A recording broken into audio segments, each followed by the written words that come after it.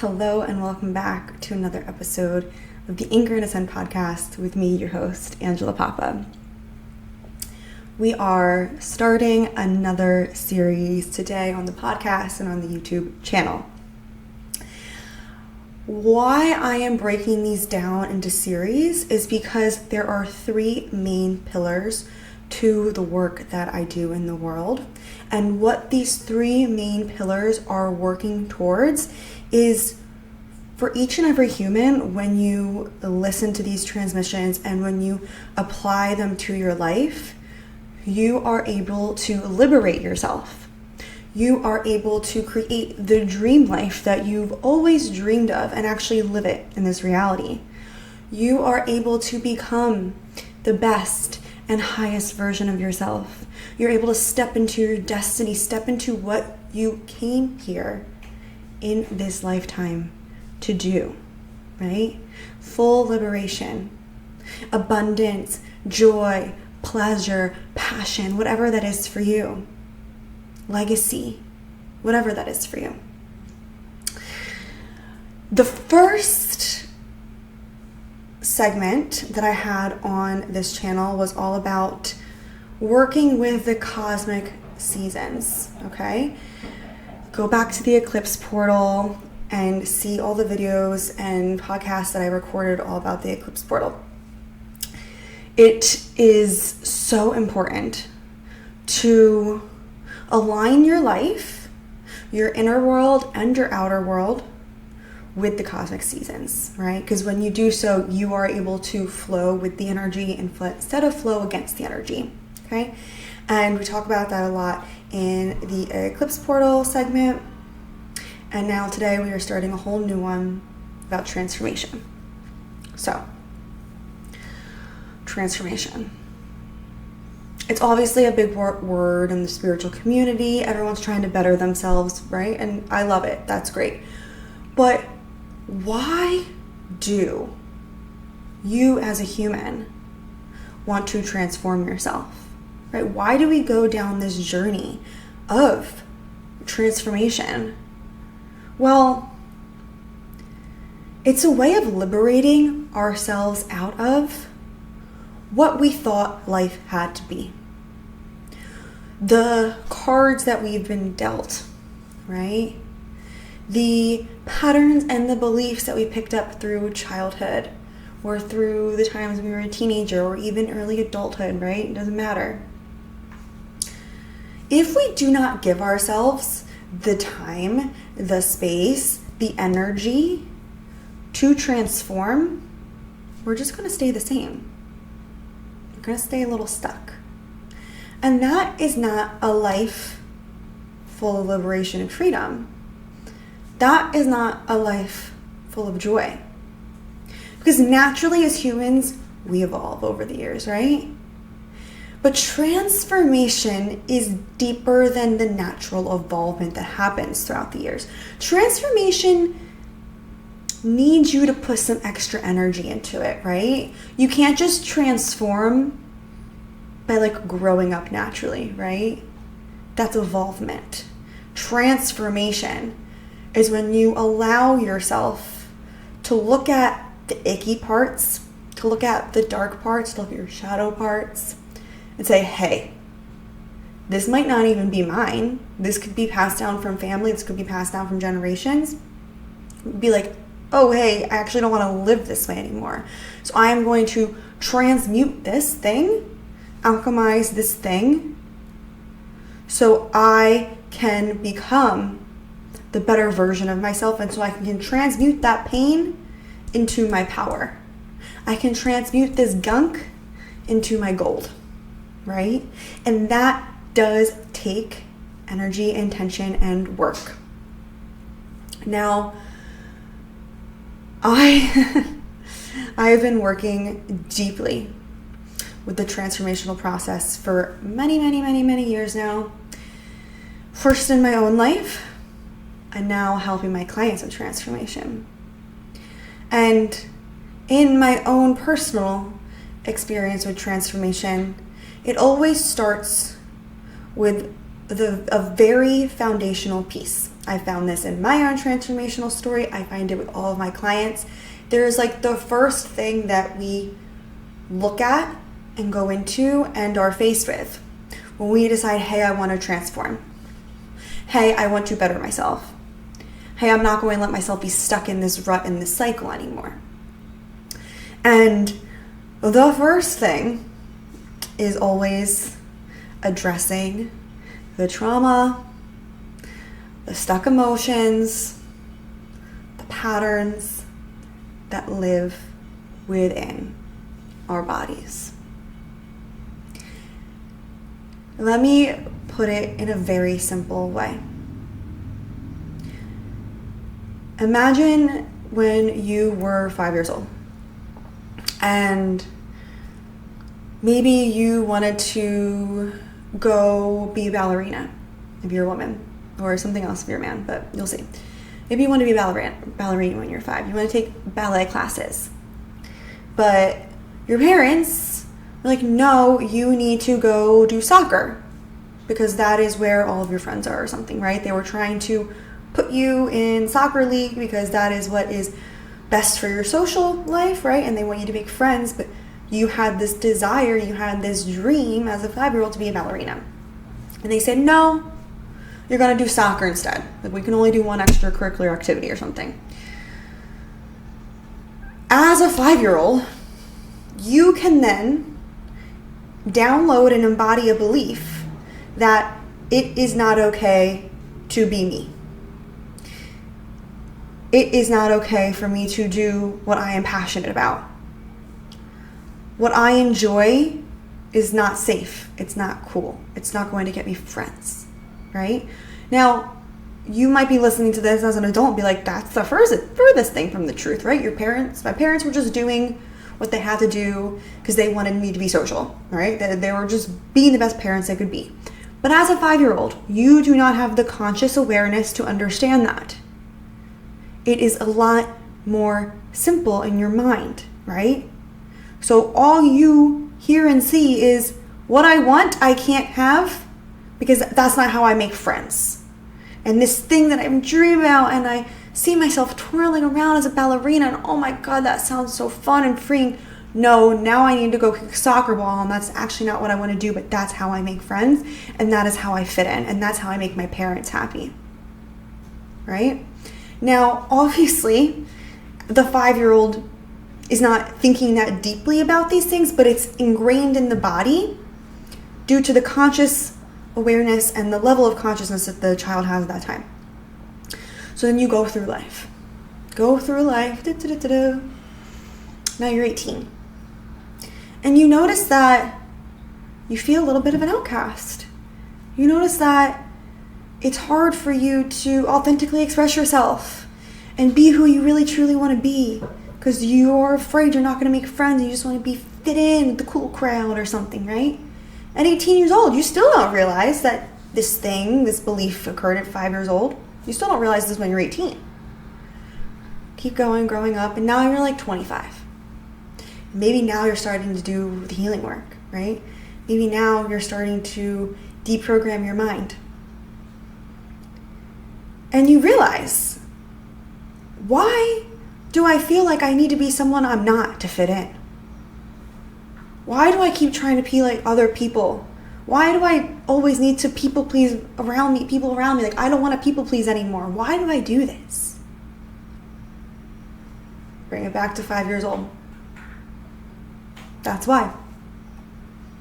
That one conversation with your parents. Very seemingly innocent conversation. And again, this is not to put blame on parents. Obviously, they're being the best parents they could at this time. But that's how it works, right? And that belief and the energy of that belief lives in the body.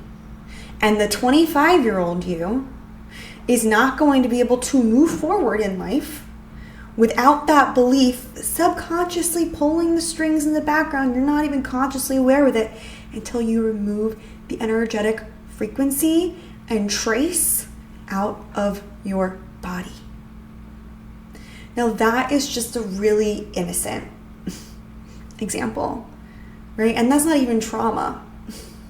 That's just a belief that is not aligned and it is not true, and showing how that can be placed and planted in the body and stuck in there for, in this example, 20 years, and then affect you as a human in your adult life, right? And then when you go through the transformational process in your adult life, you have to rewire that. But also trauma, and this goes to little t trauma and big T trauma. Trauma lives in the body. Stuck emotions live in the body. Anytime you are maybe at work and you get a feeling and this emotion comes up and you shove it down. I can't feel that right now. I can't think about that right now. I'm just going to shove it down. When you shove it down, where are you shoving it down into? You are shoving it down into your body, specifically your hips and your stomach region, which is where all of our stuck and stored emotions live. And we cannot move forward towards a path of liberation, freedom, true transformation, where we become that person that we always knew we could become, until we address what is stuck in the body, right? So the big emotions or the seemingly not big deal patterns that occurred and were planted when we were 5, 6, 7 years old, right? Like the ballerina story. And I'm sure you have a story like that. I know I do. Mine wasn't exactly the ballerina, but kind of similar. But we all have stories like that. And they always, 90% of the time, I'm not gonna say always, but 90% of the time, they do go back to childhood. And this is the first step, right? We cannot possibly transform from someone that struggles with anxiety, struggles with depression time to time, isn't really living a life that they love. They see other people out there living their lives and they're like, wow, how'd they do that? I want to do that thing, right? Maybe you want to do a different job, or you want to live somewhere else, or whatever it is. You feel you're kind of stuck where you are, and you're just generally not happy, and you keep having these anxiety attacks or whatever it is. You cannot possibly get to the version of you that is living that life of freedom, feeling good in your body, feeling free in your body, happy, opportunities coming to you, whatever it is, until you address what is in the body. So,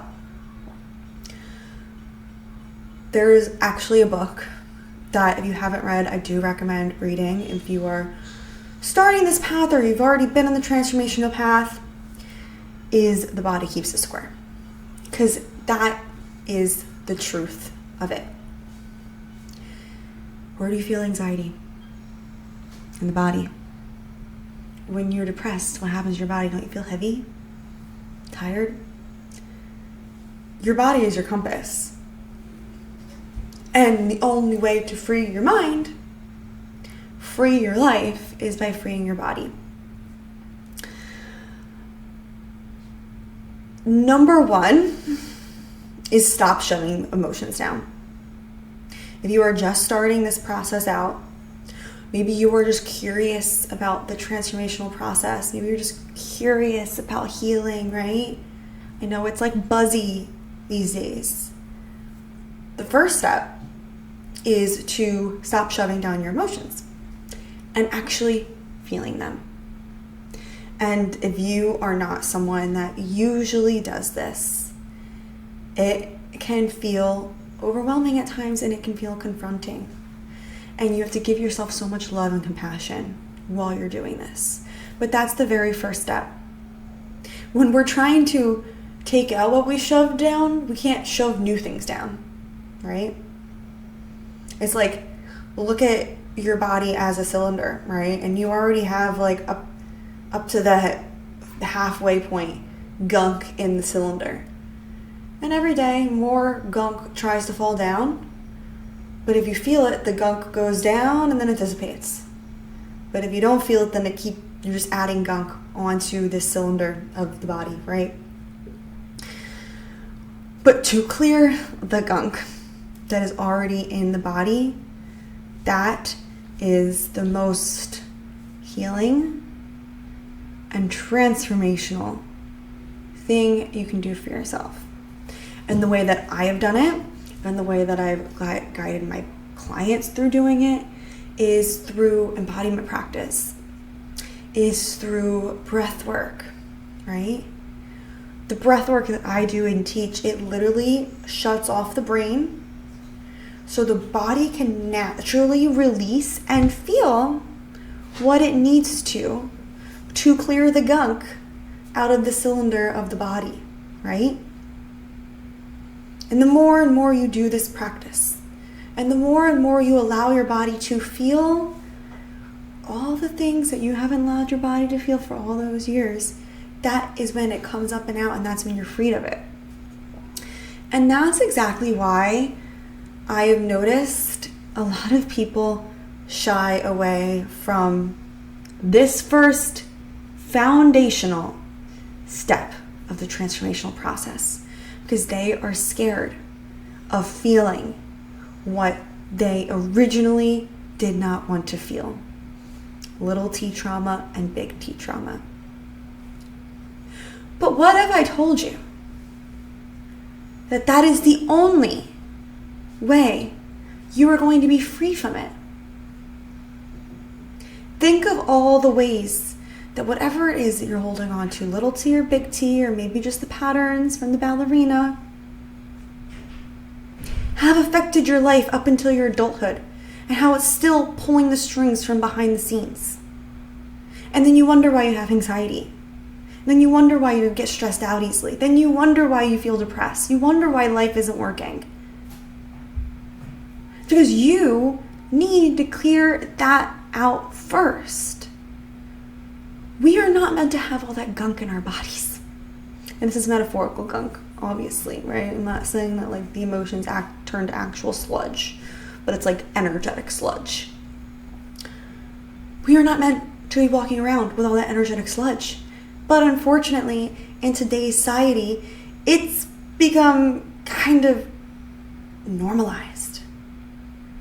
All the anxiety meds, all the depression meds. Here, take a pill. Shut it down even further. Here, take a pill. And then people get to be 50, 60 years old, and they're like, why have I been numb my entire life? Why do I not feel like I lived to my fullest? You don't want to get there. And like, that's the track record. That's where this leads. So what is more risky? Or no, what is more scary to you? Going into a breathwork practice and have like 45 minutes of uncomfortability where you feel a really deep emotion that like you didn't want to feel when you were 10, or you didn't want to feel when you were 15, or whatever it is, but you feel it and you cry it out, and it's maybe uncomfortable, and obviously, but you do it. Is that scarier? Or is it getting to the end of your life and not feeling like you truly lived, and feeling like you were numb for 70, 80% of your life, and not fully liberating yourself, and not fully becoming the person that you knew you were meant to become, and living the life that you knew you were meant to become? Like, we can become the 56-year-old and have the fancy car, right? And have the good job and like do all that. Like, you can do that. But unless you allow yourself to truly liberate yourself from your past, there's always going to be a through line of numbness, of not living fully, of shoving down anxiety doubts, depression doubts. And I'm not saying that, like, listen, I still get anxiety sometimes too. Like, it's also normal as a human these days, right? Like, we're just overloaded. But when you have it all the time, that's not normal. And that means there's something you need to look at. And this is going to be like the stickiest video in the transformation series. This one might trigger you the most. This one might make you feel the most uncomfortable. Because we are at the foundational piece that you can't skip this piece. You cannot do the mindset work and the belief work until you did the body work. Because the body is the one that holds the energetic frequency and patterns. And you can rewire your mind all day. But if the body is not on board, you're just going to revert right back. Why? The body is what holds all the subconscious and all the emotions, right? You can conceptually change your beliefs, but you're going to keep reverting right back until you bring the body on board, until you bring your nervous system on board. And you cannot possibly have a regulated nervous system if you are gripping on to the emotions, to the traumas, to the fears that you haven't allowed yourself to look at and feel yet. That is the hard truth of this. And everybody these days deals with something, like everybody's healing through something these days, right? But the talk therapy is not enough. You need to free your body first.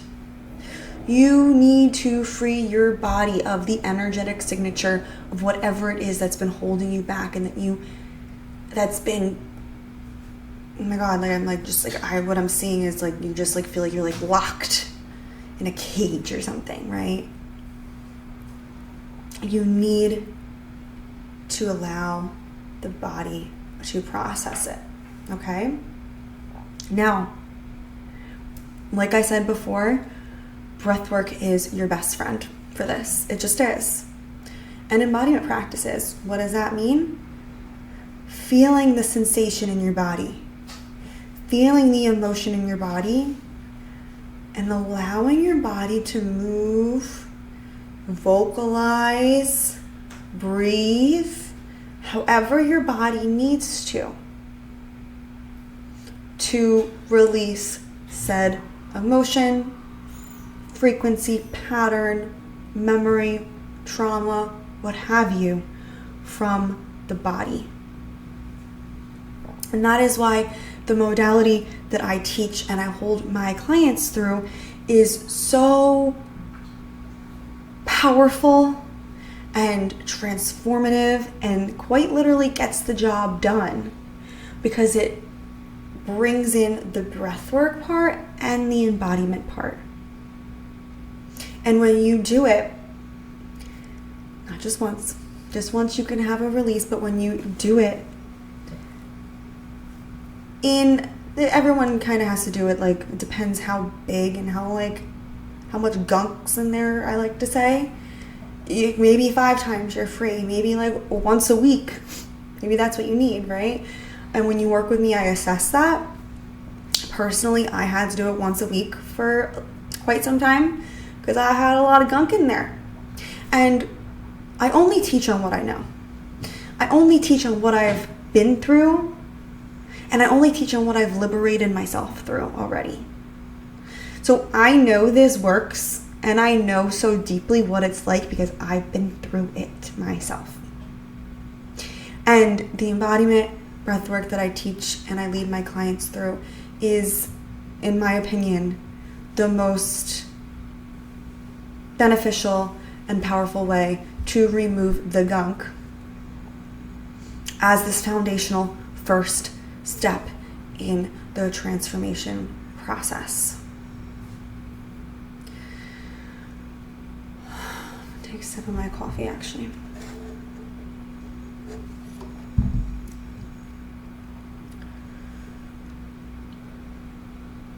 After the body starts to feel safe, that's when you can move on to the other steps of the transformational process. But the body feeling safe is so vital. Do you ever feel like your body is holding or gripping onto something, or like you're bracing for impact, your body doesn't feel safe. And if you feel like that 90, 80% of the time, even 100% of the time, like, first of all, you're not alone. And I've been there, and I know a lot of other people that's been there. But this body-based work is going to be your best friend. And I know, because once upon a time, I couldn't even fathom what it felt like for my body not to be clenching all the time. I couldn't even fathom what it felt like for me not to be bracing for impact. I thought it was normal. Until I started to rewire my nervous system. Until I started to remove the energetic signatures from the trauma, from the held emotions in my body, and clear out my gunk, right? And then I was like, whoa, okay. I feel like a different human.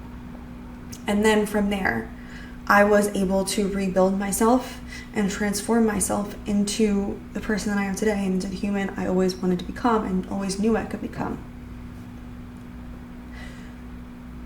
But this is the foundational piece.